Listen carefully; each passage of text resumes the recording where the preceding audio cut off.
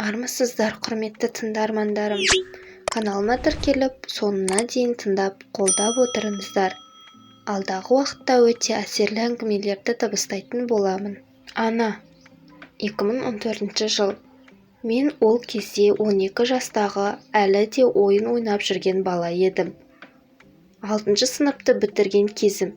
Жазғы демалыс басталып, басқалар сияқты қалаға қыдырғым келетін. Әр демалыс сайын тұрмысқа шыққан әпкемнің үйіне сіңілім екеуміз қыдырып барамыз. Әпкем өзі де үйге қыдырып келіп, кетерде сіңілім екеумізді өзімен бірге алып кететін. Сол бізге қыдырған қызық еді. Бізді анам шығарып салды. Әпкем алысқа тұрмысқа шыққан. Біз автобусқа мініп, жол жүргелі жатқанда анам жүрегім ауырып тұр деп жылағысы келіп тұрды. Біз түк те мән бермедік. Бала болып қыдырып, әпкемнің үйінде ойнап жүргенге мәзбін. Көп ұзамай қаралы хабар келді. Әпкемнің қатты жылап жатқанын көрдім. Енесі оны жұбатып жатып, біз сіңілім екеумізге көшеге ойнаңдар деп үйден шығарып жіберді. Сол күні түнде ауылға қарай жолға шықтық. Бізге жездем аталарың қайтыс болыпты деп айтты. Ал әпкем біресе жылап бізді құшақтайды. Арасында жылап есіне қайта-қайта танып қалып жатты. Түн ортасында атамның емес, біздің үйге келдік. Көліктен әпкем мен жездем, ата-енесі бәрі түсіп кетті. Сіңіліміз екеумізге осында отырыңдар деп қалдырып кете барды. Сіңілім екеуміз ештеңе білмей көлікте отырмыз. Сіңілім, неге біздің үйге келдік дейді. Үйде жылаған адам көп, мен де түсінбей сіңіліме. Атаның үйінде кішкентай балалар көп болған соң, біздің үйде жаназасы болатын шығар деп айта қоямын. Солай айтып бола бергенімде әкем келіп бізді құшақтап жылады.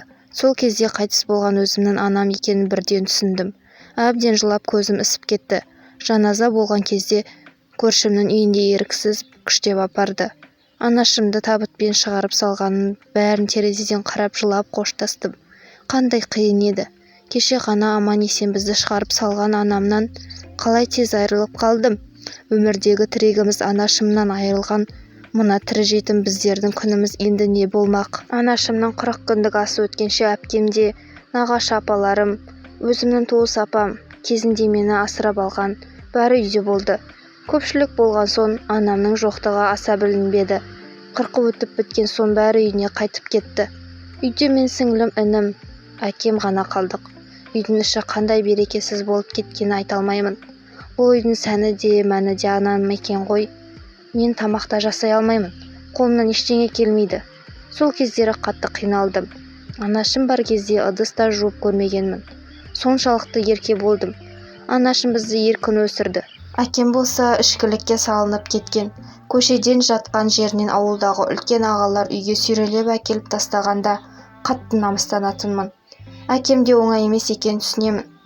Сонда да біздер үшін қиындыққа шыдағанда біздің көздеріміз жәудіреп, әкеші менде арақ ішпеші деп сіңілім екеуміз жылайтынбыз. Әкем мемлекеттік жұмыс істейтін еді. Айлығын алғанда маған әкеліп қолыма ұстатады. Күн демей, түн демей жұмыста болады. Жұмыстан қолы босай қалса ішетін. Біздер дүкеннен роллтон алып іше беретінбіз. Қатты қиналдым. Інім ол кезде 6 жасар. Анашымның суретін ұстап алып, столдың астындағы тығылып жалап отырғанда жүрегімді біреу жұлып алғандай болады. Қайтейін, енді тағдырымыз солай болды. Арада 1 жыл өткен соң әкем үйленем деді. Біздің қарсы болғанымызға қарамады. Әкесінің 2-ші әйелі бар деп сыныптастарым мазақ ететін сияқты. Біздің үлкен ағамыз бар, ағам басқа қалада жұмыс жасайтын.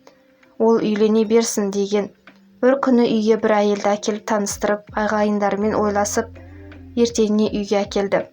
Ол келгеннен мен жақтырмадым. Сіңілім мен інімді мама деп айтуға үйретті. Мен соған ашуланатынмын. Ол бізді адам құрлы көрмейтін.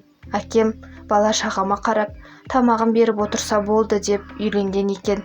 Үйленген соң әкемді танымай қалдым. Інімді өгей анам ұрып жатқан жерінен үстінен түсіп қалдым. Ол кезде әкем ішіп келіп ұйықтап жатқан. Мен інімді қорғау үшін өгей анамнан ұрыстым. Ол әкемді оятып алып, қарашы маған сөз қайтар, тыңдамайды деп бізді әбден жамандады.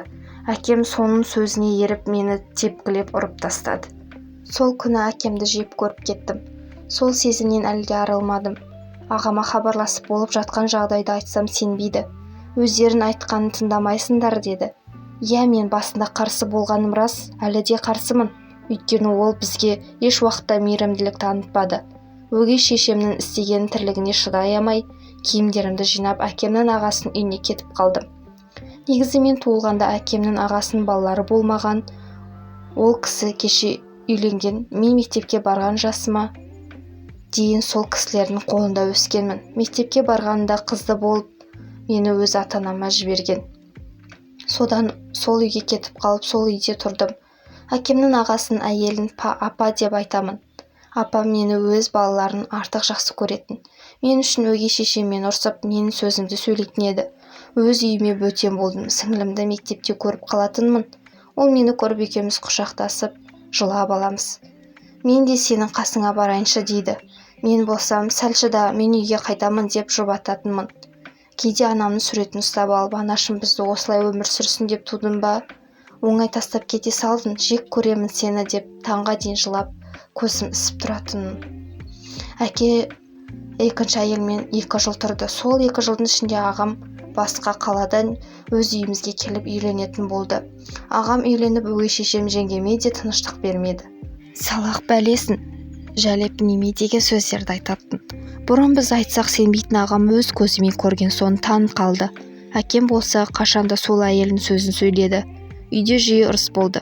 Ұрысқан күннің ертесіне біз бәріміз тойға кеттік. Өгей шешем бармаймын деп үйде қалған. Тойдан кейін үйге келсек бір затқа дейін қалдырмай әкетіпті. Өгей анам бір затқа дейін қалдырмай, тіпті шай ішетін кесеге дейін әкеткен. Әкем сол кезде көзі жетті біздің сөзіміз дұрыс екеніне. Дүние құрсын, бәрін жаныдан алып өзіміз енді тыныш болдық па дегенде жеңгем маған тыныштық бермейтін болды. Мен сонда өгей шешемнің алдында жеңгемнің сөзін сөйлегенім бекер болды ма деп таң қалдым. Бізден қандай қате кетті түсінбеймін. Сіңілім, інім үшеуміз еш уақытта өз дегенімізді жасамадық. Бәрінің көңіліне қарадық. Жеңгем ағама мен жамандап, әр жігітпен жүреді деп өтірік айтқан. Ағам маған ұрсатын, тыныш жүр деп боқтайды. Мектеп бітіріп оқуға түсе алмадым. Жеңгем ағама айтып, оқуды не қылады, одан да курс оқысын деп менің көзімше солай айтты. Өзім жұмыс жасап оқуға түсейін десем қалаға жібермеді. Ағам әр басқан қадамымды аңдып отыратын еді. Содан шаштараздың курсын оқытты. Шынымды айтсам, оған менде қызығушылық болмады. Қанша тырыссам да үйрене алмадым. Бір күні сол курсқа бара жатып көлік апатына түстім. Мектеп бітіруге 1 ай қалғанда апам, әпкемнің ағасының әйелі, ауыр дерттен қайтыс болды. Апаттан кейін денсаулығым нашарлап, бір қолым қатты сынып, инсульт алдым. Бір қолым мүлде істемейді. Емдетпеген жерім жоқ. Содан бері үйде отырдым. Жеңгемнің көңіліне қараймын. Маған ауыр сөздер айтатын. Мүгедек бәле болдың ғой басымызға дейді. Қолымның ағана істемейтін болмаса өзіме білінбейді. Ешкімге ауырлық түсірмей, басында ауыр күйзеліс болғанымен одан кейін үйреніп те кеттім. Бір қалаға жұмыстармен шығып едім. Сол апаттан кейін 1 жылдан соң бірінші рет үйден шықтым. Асығып таксиге міндім. Онда ішіп алған кісілер отыр. Мені зорламақшы болды. Көлікті тоқтат, жібер деп жыласам да тыңдамады. Қатты қорққанымнан жылдамдықпен келе жатқан көліктің есігін ашып жерге құладым. Сумкам есікке ілініп қалып, көлікпен бірге біраз жерге сүйрелдім. Көрер жарығым бар екен. Көзімді ашсам скорыйда жатырмын. Бір кісі көріп қалып шақырыпты. Зорлағысы келген адамдарды сол күйі таба алмады. Сол күннен соң тағы да үйден шықпайтын болдым. Туысым таныстырған адамға мүлдем танымайтын жігітке тұрмысқа шығып кете салдым. Шынымды айтсам, өз үйімнен кетіп қалғым келді. Жеңгемнің жекіп сөйлеген сөздеріне шаршағаннан. Аллаға шүкір, күйеуім өте жақсы адам болды. Барлық қалағанымды жасайды. Енем де өте момын кісі. Бірақ біз бөлек тұрамыз. 1 жылдан асты, әлі де сәбилі болмадым. Күйеуім бұл үшін маған бір ретте сөз айтқан емес. Әркез көңіліме қарап жүреді. Бірақ мен өткен өмірімді жек көремін. Балалық шақ болмады. Көңілімді жастық шақ болмады. Өз қалауымды жасағым келсе де жасамадым. Әлі де оқығым келеді. Бірақ өз қалауымды білмеймін, не нәрсеге икемім бар екенін білмеймін. Ал үйге келсек, ол жаққа мүлдем барғым келмейді. Қашан барсам да әкем мен жеңгем бірін-бірі жақтырмай, бір-бірімен ұрысып отырады. Әкем сол күйі үйленбеді. Анам мен апамның басына жиі барамын. Оларды қатты сағынамын. Әкеме деген ауыр ренішім әлі де бар. Жек көріп тұрамын. Қазір арақты қойған. Қанша жақсы қараса да тепкілеп ұрғаны көз алдымнан кетпейді. Қазіргі кезде сіңілім мен інім үйде әпкеммен бірге тұрады. Жеңгемнің 2 баласы бар. Сіңілім биыл мектеп бітірді. Тура өзім сияқты қалауын білмейді. Көмектескім-ақ келеді, бірақ өзім не істерімді білмей жүргенде оған қалай көмектесерімді білмеймін. Анасы бар адамдар ең бай адамдар. Үйдің берекесі келтіретін ана. Ешбір бала анасыз өмір сүрмесе екен. Менімен болғандарыңызға рахмет. Арнамды жоғалтып алмау үшін тіркеліп, қоңыраушаны басуды ұмытпаңыздар.